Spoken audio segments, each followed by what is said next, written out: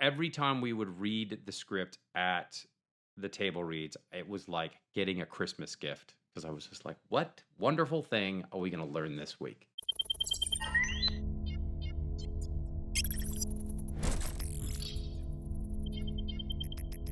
Welcome to EW's Binge Community, where we're doing a deep dive of the NBC cult classic comedy. I'm Derek Lawrence. And I'm Chancellor Agard.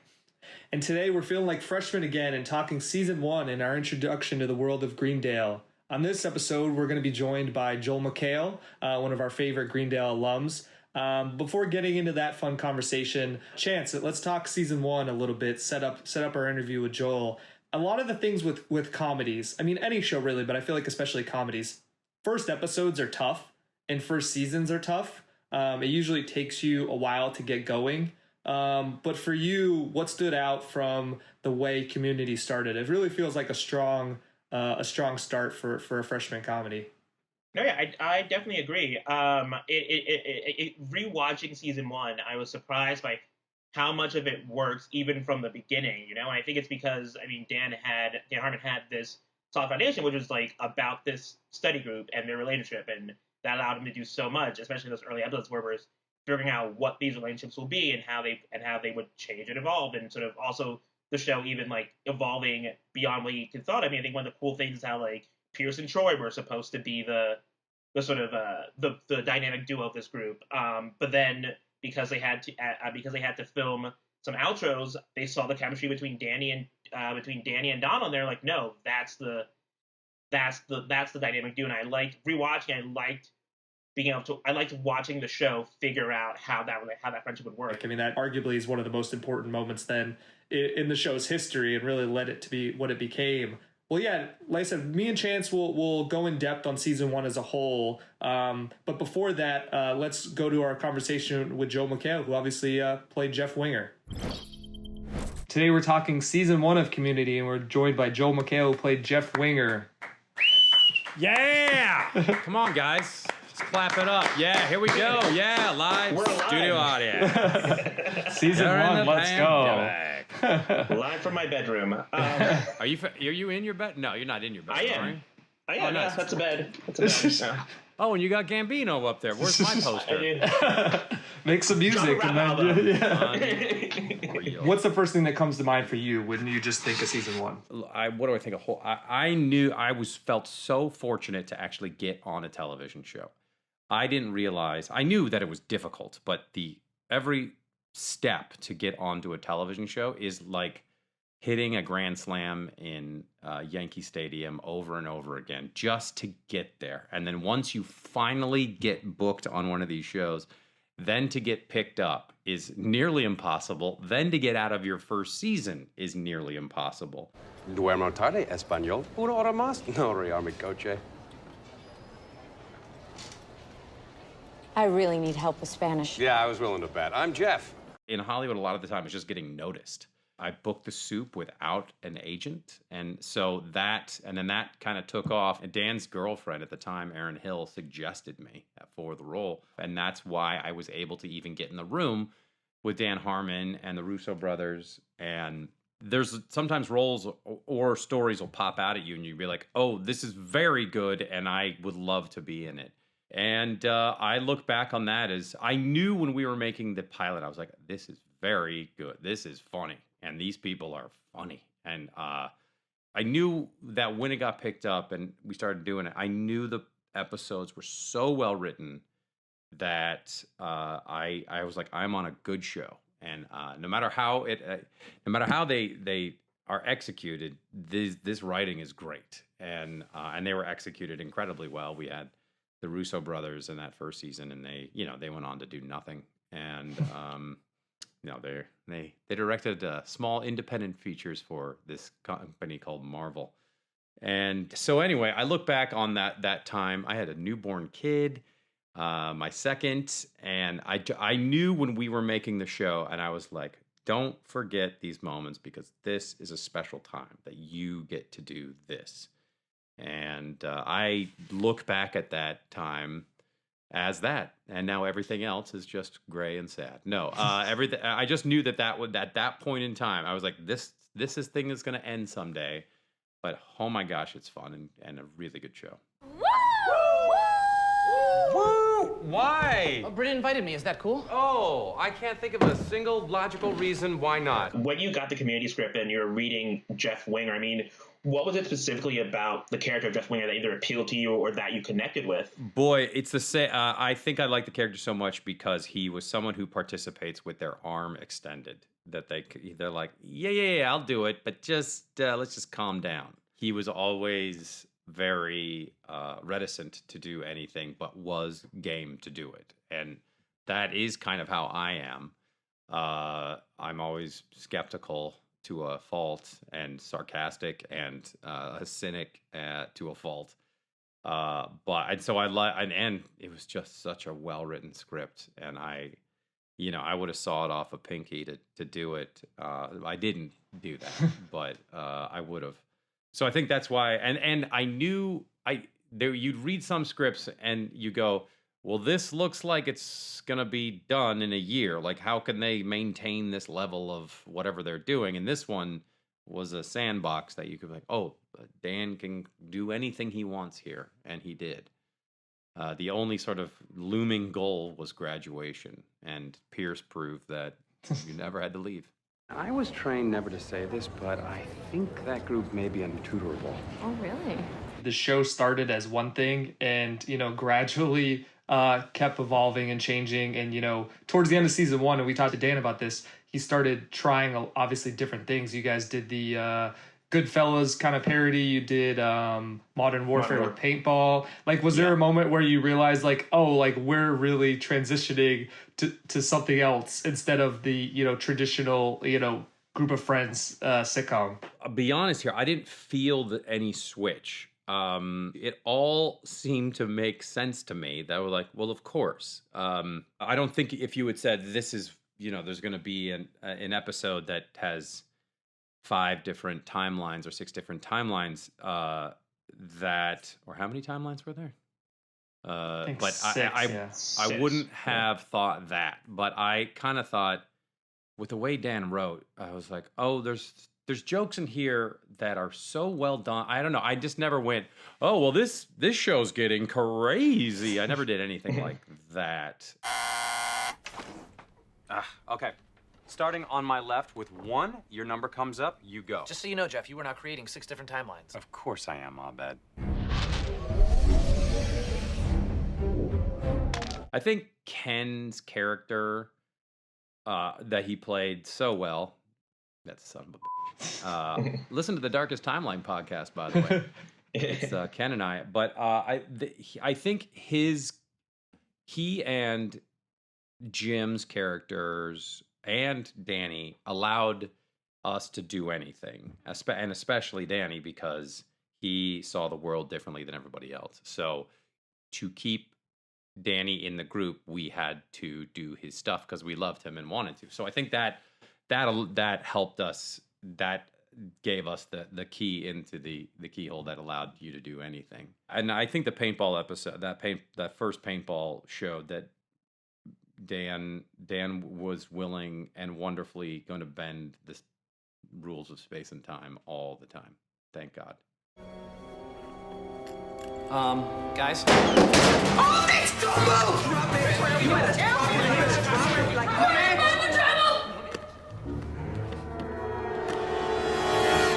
And you brought up that paintball episode. I mean, looking back, that episode is very much an action movie episode shot on an NBC sitcom budget. Directed by Justin Lin. We definitely went over.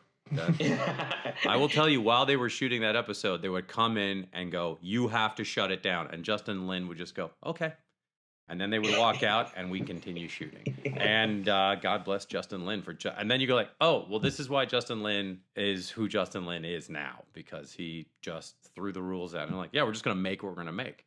And by the way, the budget every year was reduced.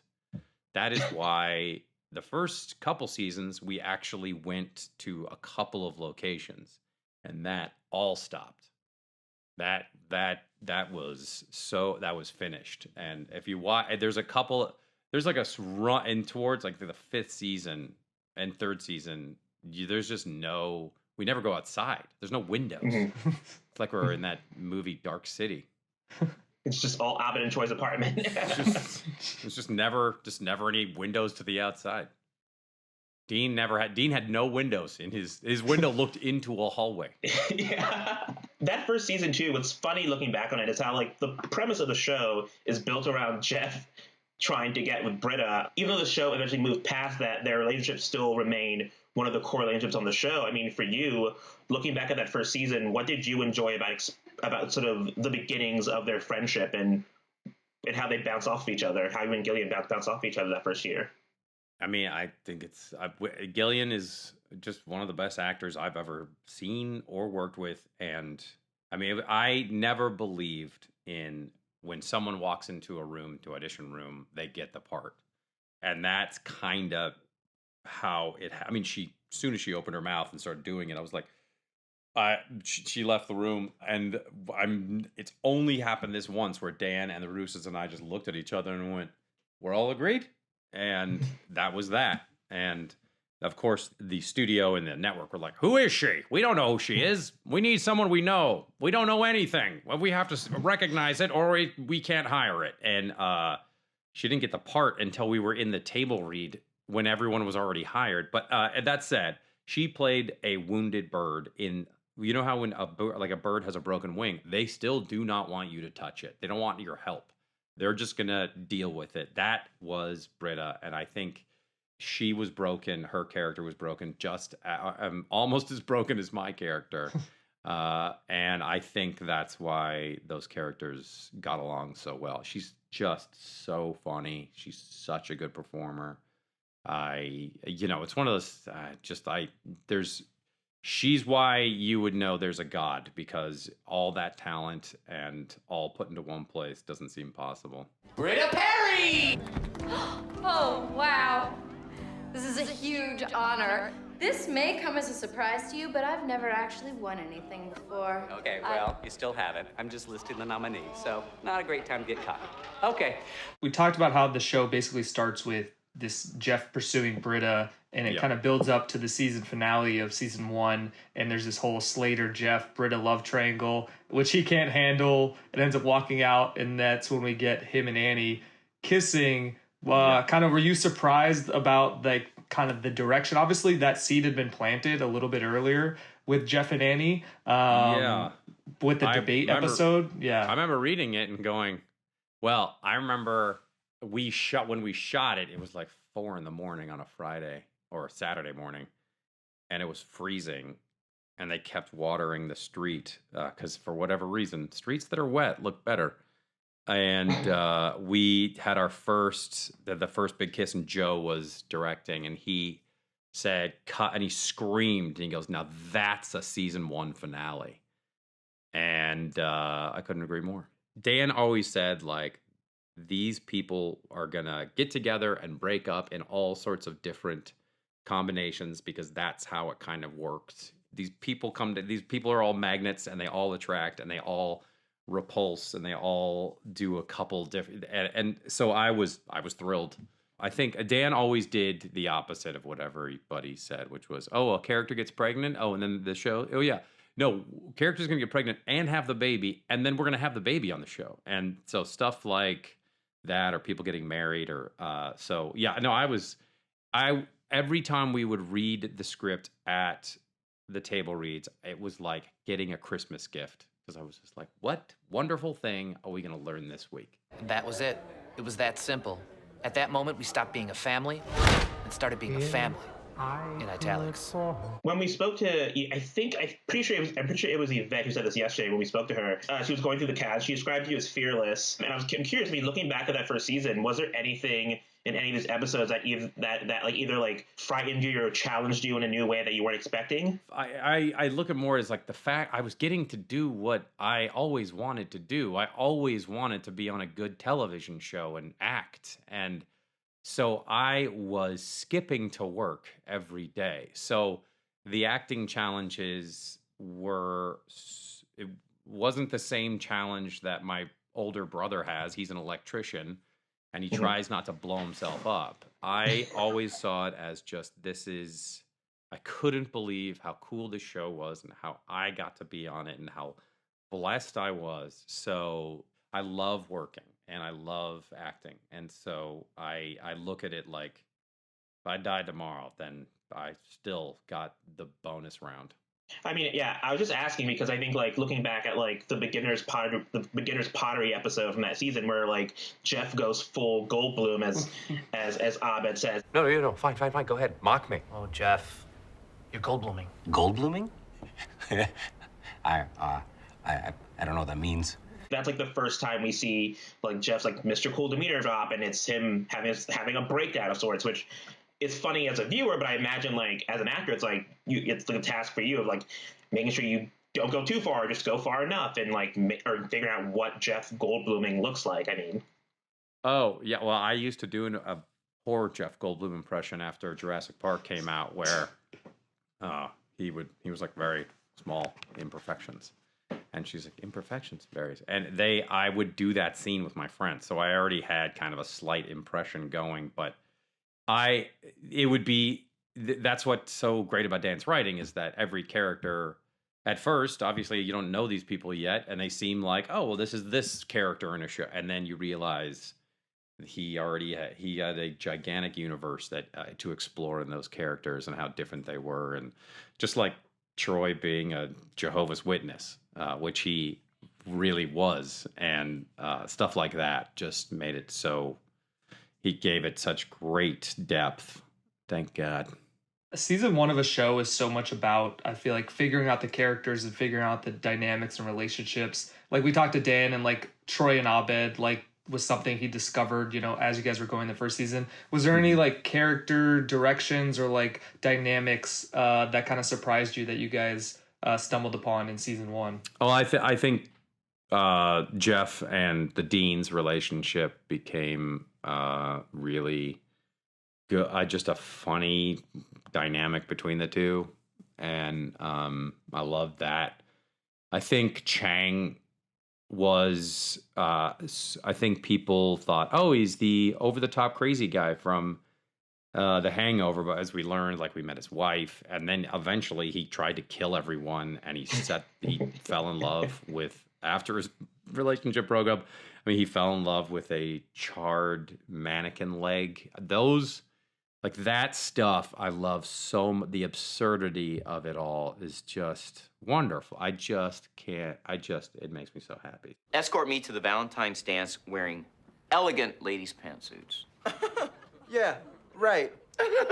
You'll do it or you'll fail my class. You can't do that. Have you met me? And I think Leonard, I think the old guy, who we almost, as Dan would tell you, Richard Erdman, who began acting in the 40s, he died a couple of years ago in his mid-90s, and who would have thought that that this guy would be there for all those crazy hours like we were, and an extremely nice man, and we almost drowned him on the first episode he was ever in the first season. Everyone on this campus is nuts. Not me. Oh, come on, Leonard. If you're going to argue with me, put on a bathing suit. Busted. The Jeff and Leonard thing was a highlight of my rewatch. I think I said something like, shut up, Leonard, I'll take you seriously when you start wearing a bathing suit. Yeah, exactly. Something like that. Yeah, he was a nice old man. He was Marlon Brando's roommate in the 40s. What? I also loved having a relationship with John Oliver's character, and that was always, I mean, he's not talented and he's not funny, but we found a way to make him look good. Whenever he was on set, everyone was always giddy because they were so happy he was there. He would definitely be turning red right now out of embarrassment. Have you got a problem with me? And I don't like the fact that you're walking around here like you're better than me in front of my students. I'm sorry, do you mind if we have this conversation in a room with less balls? You're very confident, I'll say that. The way that Dan mixed and matched us all through so many different things was just, if you want to learn how to write a television show, but you go to that and you'll see It's a masterclass. So we've been asking everyone, we're trying to, when we remember, I guess, yeah, what episode are you looking forward to people either watching for the first time or rewatching after having not seen it for a while? Boy, the Goodfellas one always makes me very happy. The opening line, or one of the opening lines when Abed said, when he freezes, and they said, I knew I always wanted to be in a mafia movie. I say we knock him out of the kitchen and replace him with one of our own all in one move. Then we're the ones with the chicken. It's like a mafia movie. As far back as I can remember, I always wanted to be in a mafia movie. Cool. Whatever, and I was just like, oh, this is so wonderful. And then it turned into 16 Candles, and that made me so happy. I'll put on a leather jacket and make out with an aerobics instructor. You pull around front and comedically startle passersby with your ability to talk. Maybe we should just stay here and have a plate of chicken fingers. Cool. Can we eat them while sitting on a table like in 16 Candles? Pick one reference, Abed. 16 Candles. And just like that, the mafia movie was over. I quit the fry cook job, somewhat for the sake of the family, but mostly for the sake of Jeff's ego. Poor guy. The Dungeons and Dragons episode, I know that goes down in some people's as their favorite, and that really was truly hilarious. The fact that we're dealing with someone who is suicidal through Dungeons and Dragons, we are trying to make him to not to stop him was pretty incredible. And then Pierce, it's probably one of my favorite episodes of Chevy's when he gets the sword and he just like, I wipe my ass with it and throw it off a cliff. And it's just so funny. The naked man is running into the woods. But he has my sword. Can we catch him, please? Well, the cloak that Duquesne gave him was an elven cloak of wind walking, which is double speed, so no, he's gone. Damn it! It took me 10 years and 50 campaigns to get that sword. Really? Maybe I'll wipe my with it and throw it off a cliff. And of course, the opening as Chang as the Black Drow. And then Shirley going like, anybody gonna report this hate crime? Oh, what a way to start a television show. Hey, Neil. This is gonna be awesome, yo. So we're just gonna ignore that hate crime, huh? I think so many shows play it safe and want to be on as comfort food. And what's so great is that Community is not comfort food. Thank God. You gotta get a reservation in advance. Thank you so much to Joel McHale for joining us. Like I said, it was a really interesting conversation with him. Chance, this is a question we were asking all of our guests, so I feel like it's only fair to put it to you.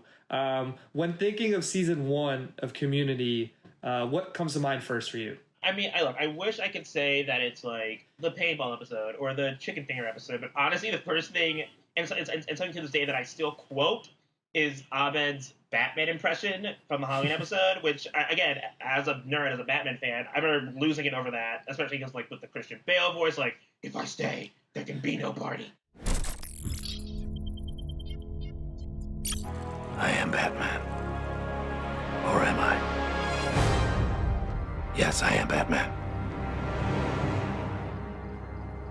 So good. It's so funny. And it's like, I don't know. That's the thing I think I remember the most from season 1. What about you? I think maybe the La Biblioteca rap. Iconic. Yeah, and I couldn't believe on the rewatch that was the tag for the episode, the second episode, which is kind of crazy that it was that early. ¿Dónde está la biblioteca? Me llamo T-Bone, la araña discoteca. NBC told them that they owed like 6 tags to go with the first 6 episodes, so they kind of threw those together, and for that to be thrown together, and that's how we end up getting La Biblioteca rap, is really iconic. One of my favorite moments of the show in total, so the fact that it's in the second episode is pretty impressive. What's your favorite from the first season? I think I have to go with Modern Warfare.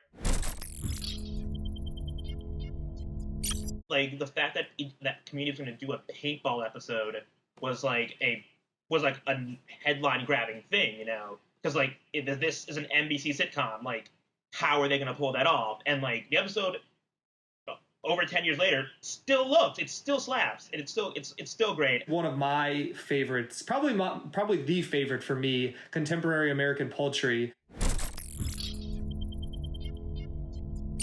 every day you flock here like sheep and wait in line for a broken promise from a dirty system. Back in those days, Jeff Winger was the guy that made things happen. He always knew what to say, and he always knew when to slap the table. Which is kind of like a Goodfellas homage, parody, whatever you want to call it. I couldn't believe that they did that. And it's still on rewatch. It's still so good and it's still so impressive. I mean, that's the introduction of Annie's boobs. So, I mean, that's a big marker right there. So, you know, forever. A key character, absolutely. So we can't forget about that. Isn't that right, Annie's boobs? Please rename that thing.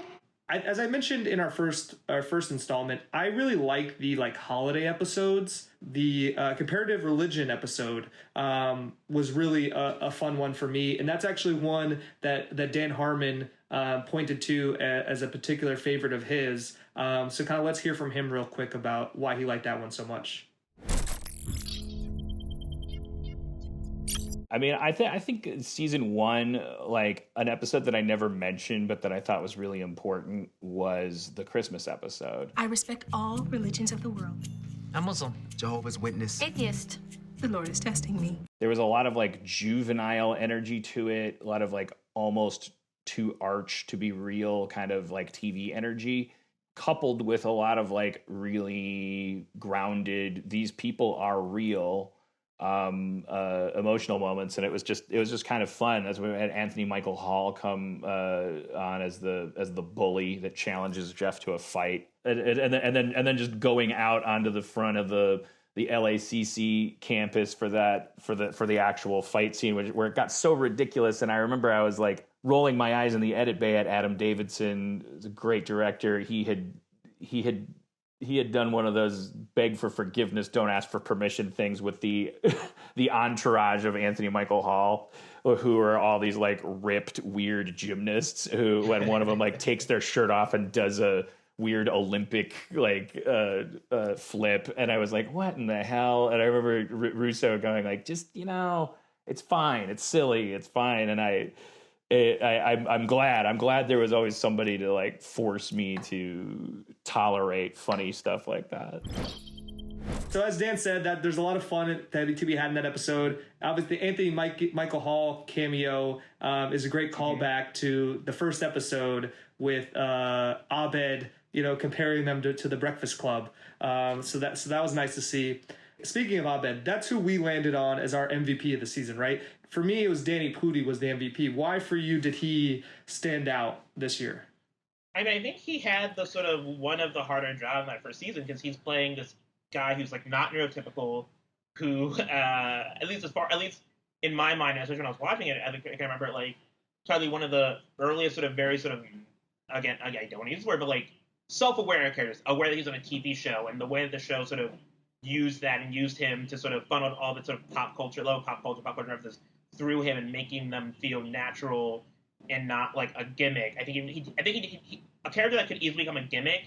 I think he does a really good job of making sure that it isn't. Yeah, for me, I mean, early on, he's the character that we had never seen before, right? Like, I mean, obviously, these other actors would do a lot of great things with their characters and would evolve them and make them stand out in their own ways. But when Community started, like, I had never seen an Abed character on TV. So immediately you're interested and you want to kind of know where they're going to go with him. I'll have to make some adjustments to my film. Jeff, I think you should play the role of my father. I don't want to be your father. It's perfect. You already know your lines. We have our B Student Corner Award, where we want to each episode highlight one of the more supporting characters. For me, the rewatch, I mean, Richard Erdman as Leonard. Unfortunately, you know, Richard passed a couple years ago, but rewatching his performance in Leonard, anytime Leonard popped on screen, I was just happy. I just had a smile on my face. I think it's one of the last lines of the first season. I think it's the tag of the season 1 finale. They're doing like a yearbook video, and it goes to Leonard, and he's like, "What a year! Only 2 pregnancy scares." And I just lost it. It's one of the biggest laughs I got from the whole rewatch. There's a guy in between these things. What a year. Only 2 pregnancy scares. I give this year a D for delightful. I mean, this is getting ahead of us. I think one of my favorite moments from the final season is in the first episode, Ladders, where like he gets the frisbee and he flashes back to throwing it on top of the roof, and it crumbles in his hands. He's just like tears in rain. It's just so good. It was so good and so dark. Yeah. So props to him, Richard Erdman. Great performance throughout the run. I found your YouTube page. What's the point in reviewing frozen pizza? You're talking about it.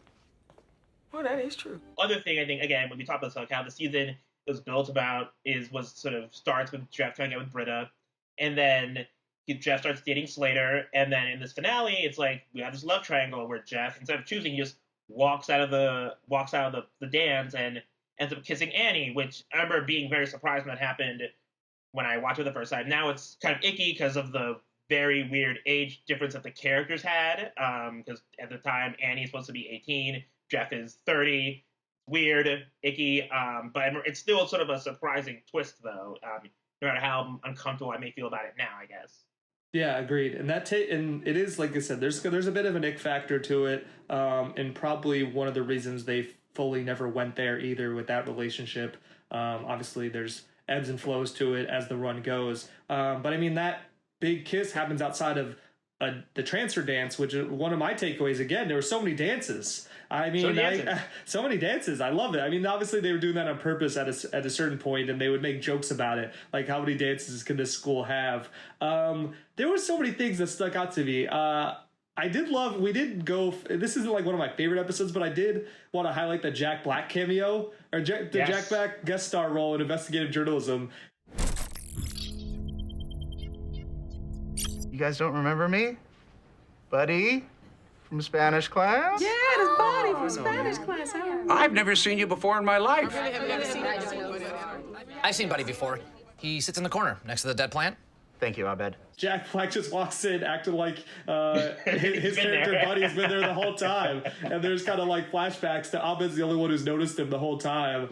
And then it even ends with an Owen Wilson cameo, him just walking by and being like, "Buddy, you're in the other group." It was just like perfect casting, and just like it was kind of a time where it felt like those kind of people would come on this show, and it was just made me happy seeing those again. I had forgotten that they were on there. Hey, buddy. The group thought about what you said. We took a vote, and you're in. Oh, no way! I'm in the cool group? It's like Christmas morning for the guy. Welcome. This is awkward.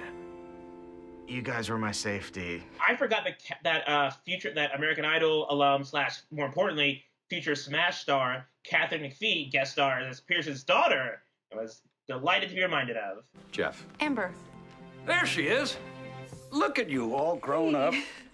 Jeff, this is my stepdaughter, Amber. Small world. No, actually, it's a very big world with 5 billion other women in it. We could go on for hours about season 1. So that's all the time we have for this episode. Thanks for joining us. Definitely tune in the next episode. We'll be talking season 2 with not one, but 2 cast members, Yvette Nicole Brown and Ken Jeong. They were great together. So you have that to look forward to. Until then, class dismissed.